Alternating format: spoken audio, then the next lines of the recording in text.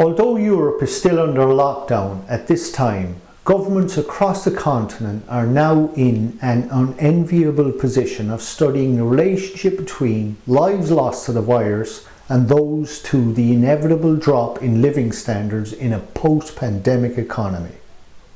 This will be particularly acute for the Europhiles, who have historically positioned themselves as calm, compassionate and reasonable when faced with swashbuckling Brexiteers and an increasingly non-conformist Eastern Bloc. Muti, the figurehead of this PR approach, will undoubtedly be consulting her body language coach's advice as Germany emerges from a post-war Europe. And I envisage little deviation from tried and trusted rhetoric from the remainder of her premiership, such as unity, cooperation, etc.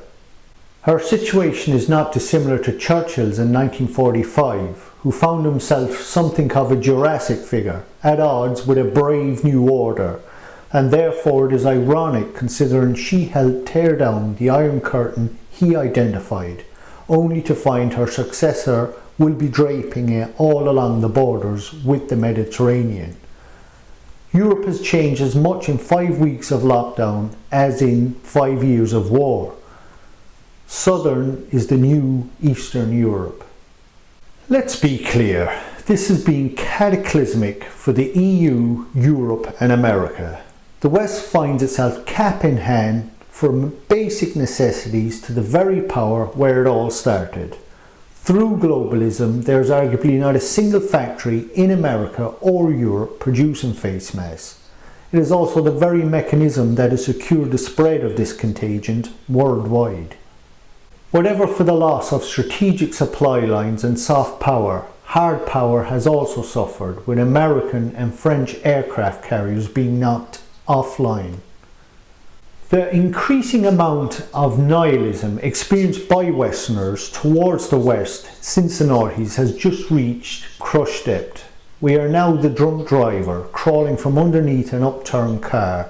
True, we weren't breaking the speed limits, the tyres weren't bald, all the paperwork was in order, but we failed to have the cognitive processing power exactly when it was most needed to avoid an obstruction.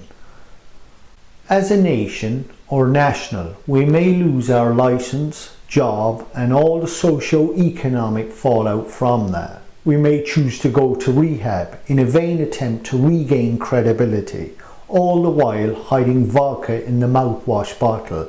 And this is exactly what is going to happen. The stats for recovery of even self-confessed alcoholics makes for very depressing reading. Couple this with quite a large amount of powerful pissheads drunk on mindless globalism who can keep winning in the old system and fully intend to. As a nationalist, for the first time in my life, I look at globalists with a sense of sympathy, as they will undoubtedly seek to reinstate a system that previously gave meaning to their existence. In short, globalism is a religion, and an irrational one at that, and for the first time can be clearly identified as such in its absence. Although I don't expect my detractors will agree with this, not least publicly, even they, whether consciously or not, feel this has been much more than a body blow. That was 2007 and 8. Their sense of arrogance, innocence is gone. As with any thought pattern, once confidence is successfully challenged, it is lost, and lost forever, although it usually takes a decade or so to mass materialize. Strangely, I find myself almost mourning its loss and feel there will have to be potential sacrifices made, some of which I'm only too happy to and some which I'm not. The first casualty is stability, normally seen as a positive, unless of course one is on a stable trajectory towards decreasing living standards.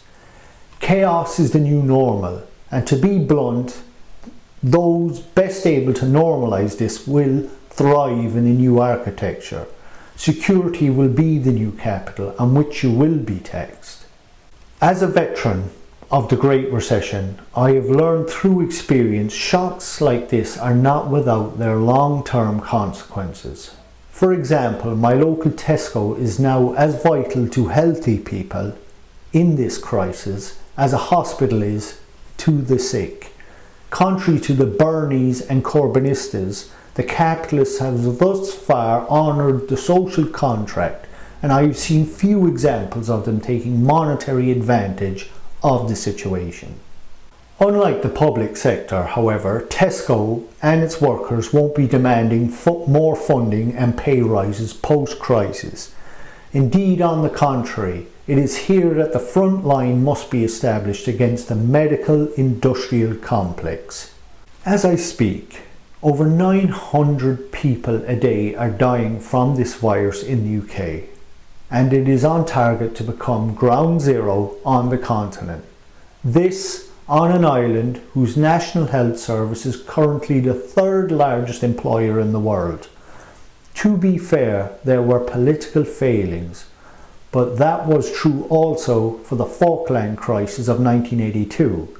However, once the military were ordered into battle, they overcame the odds and delivered a decisive victory. In short, the taxpayer got value for money. Of course, many will argue that the NHS acts like a giant yearly economic stimulus package, and I would agree, but it also stimulates people to be irresponsible with their health. The only thing outstripping public spending on the NHS in the past decade has been obesity, itself linked to heart disease, diabetes and cancer. And it is these victims who traditionally take the lion's share of ICU and hospital beds who now find themselves being infected in hospital with COVID-19. The obvious dilemma arises. How many beds would have been available had the NHS dealt with the obesity epidemic effectively in the past decade instead of enabling it? In short, the NHS has found itself making the classic military blunder of being forced to fight on two fronts at the same time. This is fundamentally a question not of health or money, but freedom. So let's start the debate now. Presently, there is a lot of speculation about a vaccine. Let's say in 18 months it is produced. Chances are it will be mandatory to take it. And we all know what the arguments will be. The greater good, etc. All of which is relevant. However, if the government, state or dictatorship forces the citizen to take the vaccine, then by extension obese people will have to be forced to lose weight for the greater good. Alcoholics forced to limit their consumption for the greater good.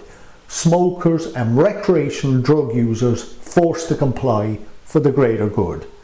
In short, if the vaccine is going to be forced on people, then it will have to be constitutionally approved. More importantly, it will have to disapprove of the citizen dumping the socio-economic consequences of statistically proven poor life choices, namely food, drug, alcohol and sex abuse, on the taxpayer. In short, there will be no brave new world, but a strange new world, where liberty will be dished out with equal helpings of authority.